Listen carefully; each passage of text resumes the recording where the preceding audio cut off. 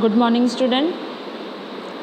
Same topic Tughlaq dynasty, जो हमारे last video में थोड़ा बहुत छूट गया था कि किस तरह मोहम्मद बिन तुगलक की 2 मिस्टेक्स, एक तो अपनी कैपिटल को दौलताबाद शिफ्ट करना, फिर लेटर उस दौलताबाद से दिल्ली शिफ्ट होना, और एक टोकन करेंसी ऐसी निकालना जो हर किसी के पास पहुंच तक थी और जिससे फेक करेंसी बनी। तो ये 2 बड़ी मिस्टेक्स जो थी ये मोहम्मद बिन तुगलक पर भारी पड़ी, और धीरे धीरे फ़िरोज़ शाह जो थे, जो उन्हीं के भाई थे, ग़ियासुद्दीन के बेटे थे, उन्होंने मोहम्मद बिन तुगलक को ओवर रूल किया और उसके बाद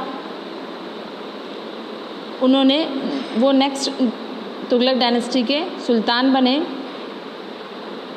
और यहाँ से जो कह सकते हैं हम कि दिल्ली सल्तनत का जो डिक्लाइन सिस्टम है यहाँ से चला, क्योंकि इसके बाद जो एक पावरफुल रूलर और पावरफुल किंग जो अभी तक हम पढ़ते आए हैं दिल्ली सल्तनत के, वो इसके बाद हमें दिखने को नहीं मिले। Taking advantage of political situation, Timur attack Delhi and पुलंदर area around it.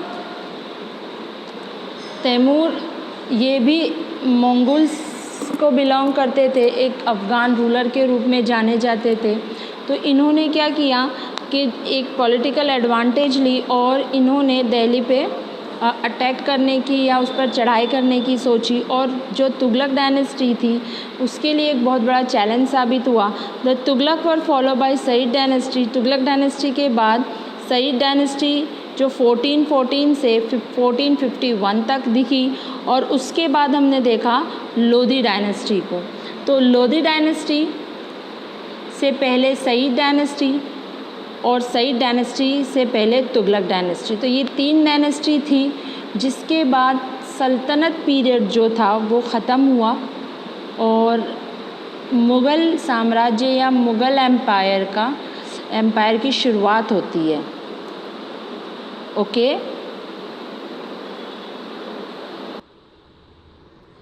After the we see about Tughlaq dynasty.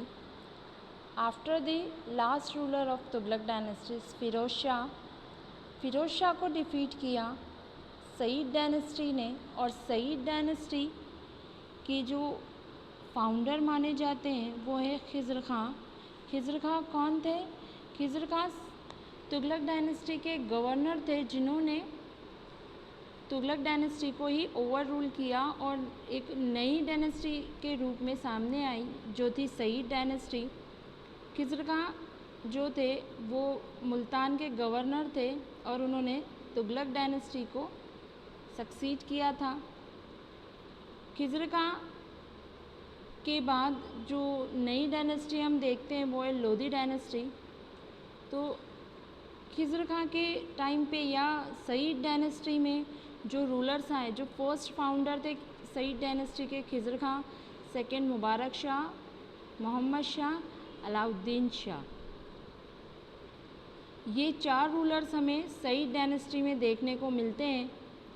और इस सईद डायनेस्टी का जो एंड हुआ वो लोधी डायनेस्टी के हाथों हुआ था, और जो लोधी डायनेस्टी थी उसके जो फाउंडर माने जाते हैं वो है बहलूल लोधी। और ये लोधी डायनेस्टी सल्तनत पीरियड की लास्ट डायनेस्टी थी।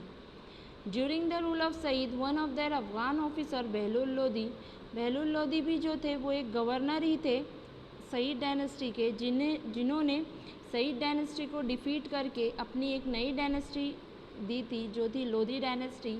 ही ruled for ever 30 years and was success by Sikandar Lodi. Sikandar Lodi जो थे वो बहलूल लोधी के बेटे थे, और इन्हीं बहलूल लोधी ने ही सिकंदर लोधी को अपना उत्तराधिकारी बनाया था। और बहलूल लोधी की डेथ के बाद सिकंदर लोधी जो थे वो लोधी डायनेस्टी के किंग बने। Sikandar Lodi shifted his capital from Delhi to Agra to govern better. Sikandar Lodi ने अपनी कैपिटल दिल्ली से आगरा में शिफ्ट कर ली ताकि वो बहुत अच्छे से गवर्न कर सकें, और ये एक बहुत ही प्रॉफिटेबल साबित हुआ उनके लिए। The last of Lodhi was Ibrahim Lodhi. जो लोधी डायनेस्टी के लास्ट रूलर थे वो इब्राहिम लोधी थे। Babar, a descendant of Timur, invaded India in 1526, established Mughal rule in India. He defeated Sultan of Delhi, Ibrahim Lodi. आप लोगों को पता होगा कि इब्राहिम लोदी जो लास्ट रूलर थे सल्तनत पीरियड के, और इन्हें डिफ़ीट किसने किया था? इन्हें डिफ़ीट किया था बाबर ने।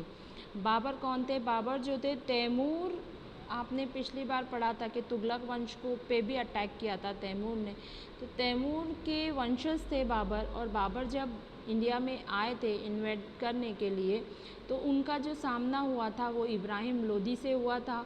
और इसके पीछे एक बहुत बड़ी लंबी स्टोरी है कि कौन कौन सी वॉर की बाबर ने इब्राहिम लोदी के साथ, किस तरह उसे डिफ़ीट किया, वो हम आगे पढ़ेंगे।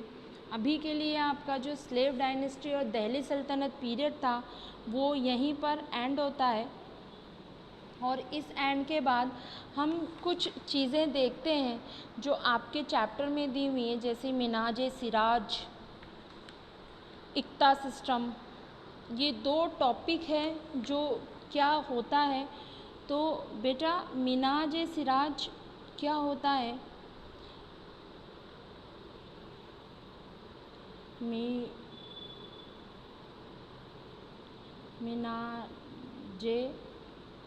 मिनाज सिराज।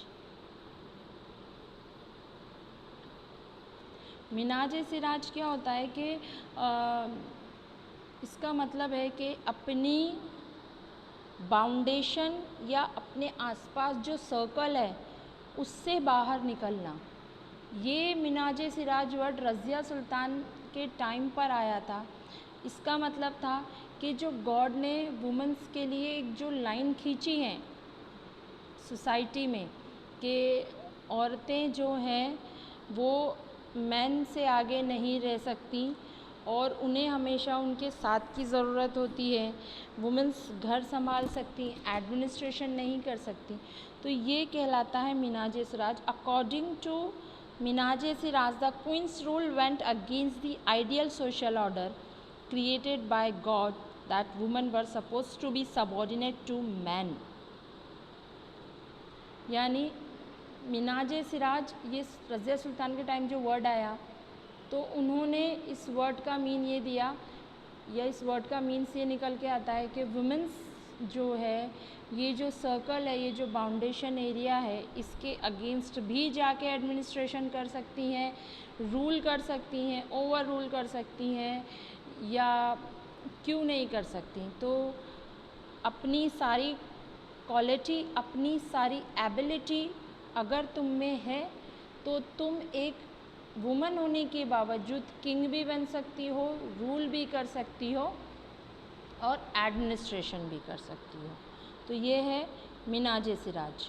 नेक्स्ट टॉपिक आया है आप लोगों के चैप्टर में एक शॉर्ट में, इक्ता सिस्टम। इक्ता सिस्टम। ये इक्ता सिस्टम क्या होता है कि जो भी उस टाइम पे जो सल्तनत पीरियड में देखा गया था कि कई किंग्स जो थे उन्होंने क्या किया कि जो नोबल मैन हुआ करते थे, नोबल मैन यानी साहूकार, ज़मींदार, इन लोगों को एक एक एरिया दे दिया गया था कि अब तुम इस एरिया में जो रेवेन्यू कलेक्ट होगा वो तुम कलेक्ट करके किंग के एडमिनिस्ट्रेशन में दोगे।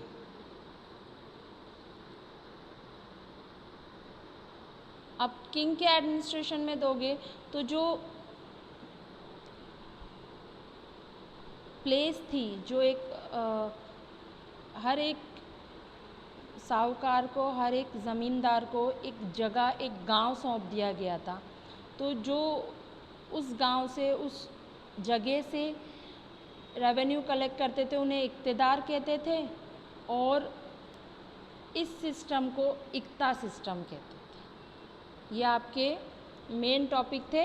इक्ता सिस्टम, किसी एक पर्टिकुलर एरिया का ज़मींदार साहूकार जो वहाँ से कलेक्ट करेगा रेवेन्यू, वो इक्तेदार कहलाएगा और वो एक जगह इक्ता सिस्टम कहलाएगी। आपका चैप्टर यहाँ कंप्लीट होता है और इसके जो क्वेश्चन आंसर्स हैं ये आप लोगों का होमवर्क है कि आप इसे खुद करेंगे। Multiple choice question, fill in the blanks, match the following and one word sentence. Short answer और लॉन्ग आंसर मैं आपको एज अ PDF भेज दूँगी। Okay, thank you.